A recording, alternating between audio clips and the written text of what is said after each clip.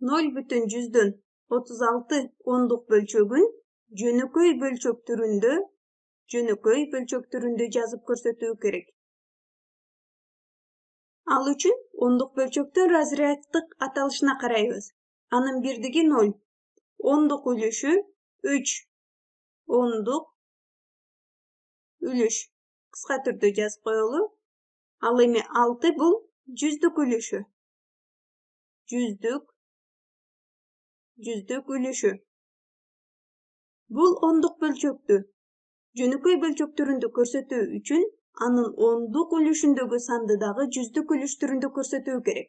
Мисалы, азыркы учурда 3-түн 10-1 бөлүгүн ала турган болсок, анда анын бул 3-түн 100-10 бөлүгүн алуу керек. Демек, ондук үлүштү дагы жүздүк үлүш түрүндө көрсөтүп алгандыгыбыз үчүн жөнөкөй бөлчөктүн бөлүмү 100гө барабар.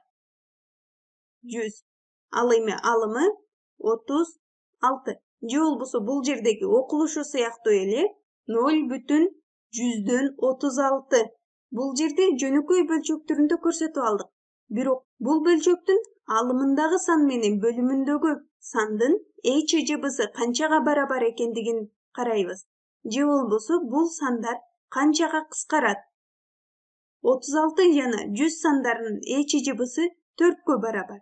Демек, бул бөлчөктүн алымын дагы бөлөбүз 4кө, бөлүмүн дагы бөлөбүз 4кө. 36-ны 4кө бөлсө 9. 100-дү 4кө бөлсө 25. 25тен 9. 9 жана 25 сандарынын HCF'сы 1ге барабар. Демек, 9 жана 25 сандары өз ара жөнөкөй сандар деп дагы аталат.